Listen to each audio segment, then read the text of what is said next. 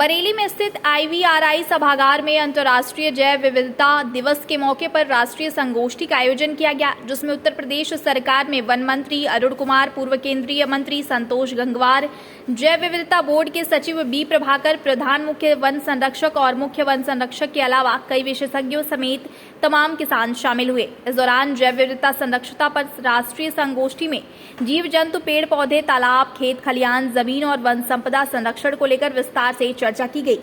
वहीं संगोष्ठी में मौजूद तमाम लोगों से सुझाव भी लिए गए। राष्ट्रीय संगोष्ठी में तमाम प्रजातियों को संरक्षण को लेकर विचार विमर्श किया गया। साथ ही विलुप्त होती प्रजातियों को लेकर विशेषज्ञों ने चिंता जताई। संगोष्ठी के बाद यूपी कैबिनेट में वन मंत्री अरुण कुमार ने बताया कि हमें पशु पक्षियों की तमाम प्रजातियों को संरक्षित करने की जरूरत है, जिस पर लगातार काम चल रहा है। विश्व जैव विविधता दिवस के अवसर पर ये कार्यक्रम आयोजित आज बरेली में किया गया। कोशिश ये की गई कि बरेली रुहेलखंड एरिया में हमारा वन जीव भी हैं और वन भी है, तो हम चाहते हैं कि उन स्थानों पर जाके ही हम इस तरह का आयोजन करें। आप लोग ने देखा होगा कि बड़े अच्छे प्रेजेंटेशन हुए और उन प्रेजेंटेशन में जो बातें आई हैं कि हम जीव जंतु के लिए सोचें, उनके अधिकार को भी संरक्षित रखें, उन क्षेत्रों को संरक्षित रखें और उसके लिए हम एक्शन प्लान बनाएं। और हम 5 तारीख को प्रत्येक गांव के प्रधान को ऑनलाइन हम लोग इसकी ट्रेनिंग देंगे आने वाले 5 तारीख को और वर्ल्ड इन्वायरमेंट डे के दिन।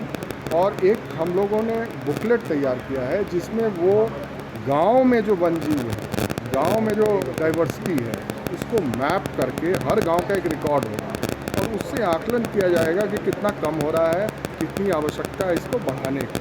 तो ये प्रथम बार ग्रामीण स्तर पर हम बायोडाइवर्सिटी को ले जा रहे हैं। दूसरी बात ये है कि आज हम लोग इसलिए कार्यशाला कर रहे हैं कि पूरा दिन हम उनके लिए दे रहे हैं जो हमारे पेड़ हैं, पौधे हैं, कीटाणु हैं, हमारे जो इंसेक्ट्स हैं, हमारे जो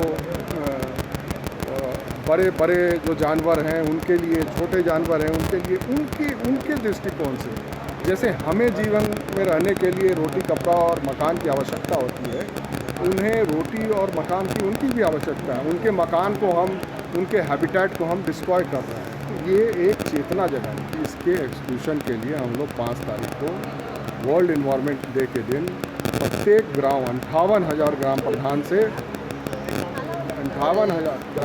से हम सीधा संवाद कर रहे हैं और उनको हम 1 घंटा इसमें बताएंगे और उनको एक बुकलेट दे रहे हैं ताकि वो वहाँ का मैपिंग करें। अदा करने का डेटा आया है 2019 में हम लोगों ने फॉरेस्ट सर्वे ऑफ इंडिया से कराया। हमारे शहरी क्षेत्र में जो हैं वो 90% जीवित हैं, गांव में 75% जीवित हैं और जो वन क्षेत्र में हमने खुद लगाए हैं उसमें 95% जीवित हैं।